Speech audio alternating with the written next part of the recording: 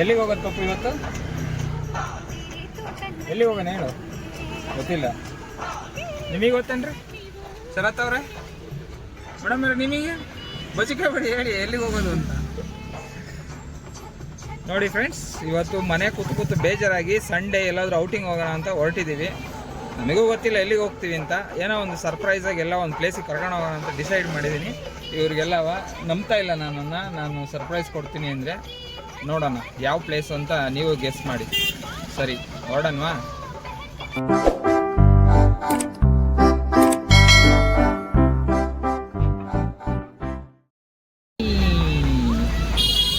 ಪಪ್ಪು ಯಾವ ಪ್ಲೇಸ್ ಅಂತ ಗೊತ್ತಾಯ್ತಾ ಪಪ್ಪು?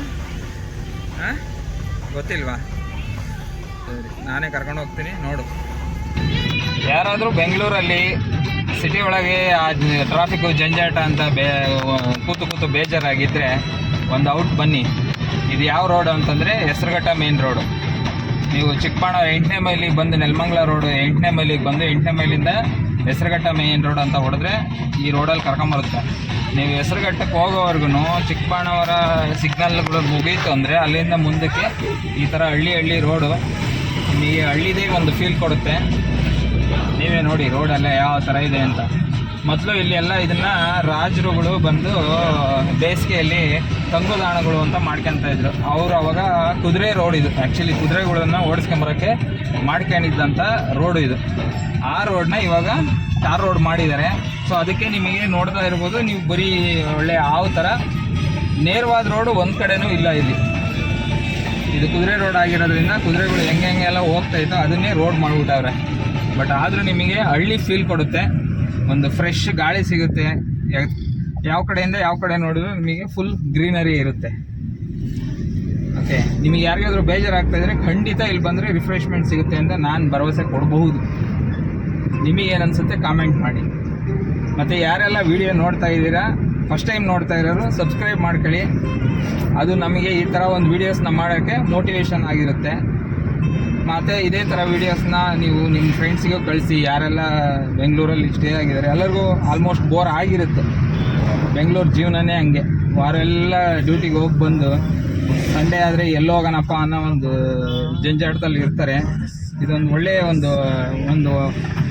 ಒನ್ ಡೇ ಟ್ರಿಪ್ ಅಂತಲೇ ಹೇಳ್ಬೋದು. ತುಂಬ ಚೆನ್ನಾಗಿದೆ. ಮತ್ತು ನಾವು ಹೋಗ್ತಾ ಇರೋ ಜಾಗ ಕೂಡ ಸರ್ಪ್ರೈಸ್ ಅಂತ ಹೇಳಿದ್ದೀನಿ.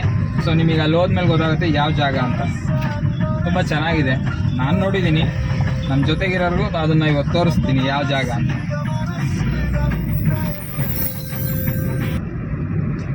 ಓಕೆ, ಸರ್ಪ್ರೈಸ್ ಪ್ಲೇಸ್ ನಂಬರ್ 1 ಅಂತಲೇ ಹೇಳ್ಬೋದು. ಇದು ಬಂದು ಹೆಸರುಘಟ್ಟ ಕೆರೆ. ಓಕೆ, ಕೆರೆ ವ್ಯೂ ಯಾವ ಥರ ಇರುತ್ತೆ ಅಂತ ತೋರಿಸ್ತೀನಿ.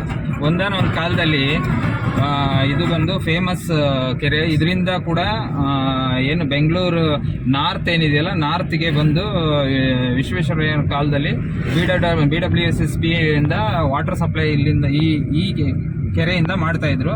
ಸೊ ಇವಾಗ ಕೆರೆಗೆ ವಾಟರ್ ಸೋರ್ಸ್ ಕಡಿಮೆ ಆಗಿರೋದ್ರಿಂದ ಇಲ್ಲಿ ಇವಾಗ ತಿಪ್ಪಕೊಂಡನಹಳ್ಳಿ ಕೆರೆಯಿಂದ ವಾಟರ್ ಇದು ಬರ್ತಾ ಇದೆ, ಕಾವೇರಿ ಸಪ್ಲೈ ಮಾಡ್ತಾ ಇದ್ದಾರೆ. ಸೊ ಅಂದರೆ ನೀವೇ ಥಿಂಕ್ ಮಾಡಿ, ಇದು ಒಂದು ಕಾಲದಲ್ಲಿ ಬೆಂಗಳೂರಿಗೆ ನೀರನ್ನು ಕುಡಿಸಿದಂಥ ಕೆರೆ ಅಂತಲೇ ಹೇಳ್ಬೋದು. ಬನ್ನಿ ಯಾವ ಥರ ಇದೆ ಅಂತ ನೋಡೋಣ. ಇದೆ ಎಂಟ್ರೆನ್ಸ್. ಇಲ್ಲಿ ಪಾರ್ಕ್ ಮಾಡಬೇಕಾಗುತ್ತೆ. ತುಂಬ ಜನ ಇಲ್ಲಿ ವಿಸಿಟರ್ಸ್ ಎಲ್ಲ ಬರ್ತಾರೆ. ವಿಸಿಟರ್ಸ್ ಅನ್ನೋದಕ್ಕಿಂತ ಜಾಸ್ತಿ ಕಾಲೇಜ್ ಹುಡುಗರು ಜಾಸ್ತಿ ಬರ್ತಾ ಇರ್ತಾರೆ. ಇಲ್ಲಿ ಹತ್ರದಲ್ಲಿ ಆಚಾರ್ಯ ಇಂಜಿನಿಯರಿಂಗ್ ಕಾಲೇಜ್ ಇದೆ, ಸಪ್ತಗಿರಿ ಇಂಜಿನಿಯರಿಂಗ್ ಕಾಲೇಜ್ ಇದೆ. ಬನ್ನಿ ಒಳಗೆ ಹೋಗೋಣ, ಯಾವ ಥರ ಇದೆ ಅಂತ ನೋಡೋಣ ವ್ಯೂಸ್. ಆವಾಗಲೇ ಹೇಳಿರೋ ಥರ ಜಲಮಂಡಳಿ, ಇದು ಬೆಂಗಳೂರು ಜಲಮಂಡಳಿ BWSSBಗೆ ಸೇರಿರೋ ಜಾಗ ಅಂತ ಬೋರ್ಡು ಕೂಡ ಹಾಕಿದ್ದಾರೆ. ಇದು ಎಂಟ್ರೆನ್ಸ್. ಇಲ್ಲಿಂದ ಮೇಲೆ ಹೋದರೆ ಕೆರೆ ವ್ಯೂನ ನೋಡ್ಬೋದು ಯಾವ ಥರ ಇದೆ ಅಂತ.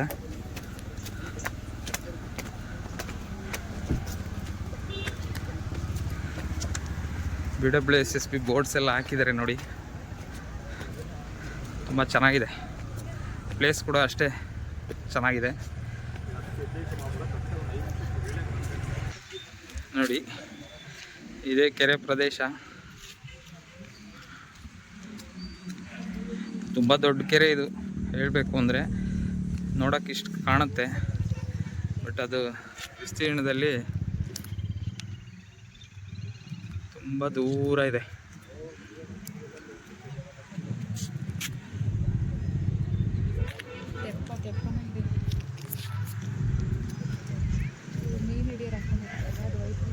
ಇಲ್ಲಿ ತೆಪ್ಪ ಕೂಡ ಇದೆ, ಬಟ್ ಇಲ್ಲಿ ಬೋಟಿಂಗಿಗೆಲ್ಲ ಅಲೋ ಇಲ್ಲ.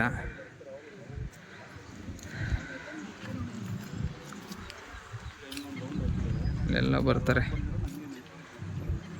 ಒಂದು ಕಾಲದಲ್ಲಿ ಇದರಲ್ಲಿ ಇಷ್ಟು ಕೂಡ ನೀರಿರಲಿಲ್ಲ. ನಾವು ಇಲ್ಲಿ ಕೆಲ್ಸಕ್ಕೆ ಬರ್ತಾ ಇದ್ದೆ ನಾನು. ಇಲ್ಲಿ ಒಂದು ಫ್ಯಾಕ್ಟ್ರಿ ಇತ್ತು, ಅಲ್ಲಿ ನಾನು ಕೆಲ್ಸಕ್ಕೆ ಬರೋ ಟೈಮಲ್ಲಿ ಇಲ್ಲಿ ಇಷ್ಟು ಕೂಡ ನೀರಿರಲಿಲ್ಲ. ಇವಾಗ ಎಷ್ಟಾದರೂ ನೀರು ಬಂದಿದೆ.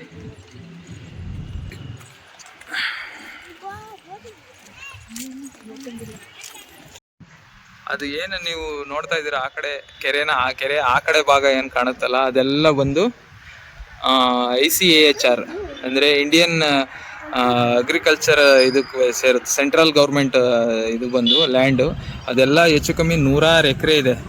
ನಿಮಗೆ ಈ ಕಡೆ ಬಂದರೆ ಅದನ್ನು ಕೂಡ ನೋಡ್ಬೋದು. ಕೃಷಿ ಇಲಾಖೆ, ಕೇಂದ್ರೀಯ ಕೃಷಿ ಇಲಾಖೆ ಕಡೆಯಿಂದ ತೋಟಗಾರಿಕೆ ಇಲಾಖೆ ಎಲ್ಲ ಭಾಗನೂ ಇಲ್ಲಿ ನೋಡ್ಬೋದು. ನೋಡಿ, ಇದೇ ನೀರಿಂದ ಈ ಕಡೆ ಎಲ್ಲ ಮೊದಲೆಲ್ಲ ಈ ಕಡೆ ನೋಡಿ ಅಡಿಕೆ ತೋಟ ಎಲ್ಲ ಇದೆ. ಮೊದಲು ಇಲ್ಲಿ ವಿಳೆದೆಲೆ ಎಲ್ಲ ಬೆಳೀತಾಯಿದ್ರು. ಬೆಂಗಳೂರಿಗೆ ವಿಳೆದೆಲೆ ಬಂದು ಹೆಸರುಘಟ್ಟಯಿಂದನೇ ಸಪ್ಲೈ ಆಗ್ತಾಯಿದ್ದಿದ್ದು. ತುಂಬ ಜನಕ್ಕೆ ಈ ವಿಷಯನೇ ಗೊತ್ತಿಲ್ಲ. ಅಡಿಕೆ ಮತ್ತು ವಿಳೆದೆಲೆ ಸಪ್ಲೈ ಮಾಡ್ತಿದ್ದೆ ಹೆಸರುಘಟ್ಟದಿಂದ. ಯಾಕಂದರೆ ಇದು ನೀರಾವರಿ ಪ್ರದೇಶ ಆಗಿದ್ದರಿಂದ ಇಲ್ಲಿ ಅಡಿಕೆ ಮತ್ತು ವಿಳೆದೆಲೆನ ಬೆಳೀತಾಯಿದ್ರು. ಇವಾಗೆಲ್ಲ ಕಡಿದ್ಬಿಟ್ಟು ತೆಂಗಿನ ತೋಟ ಕೂಡ ಸಿಗಲ್ಲ ನಿಮಗೆ. ಎಲ್ಲ ಸೈಟ್ಗಳು, ಲೇಔಟ್ಗಳನ್ನ ಮಾಡಿಬಿಟ್ಟಿದ್ದಾರೆ.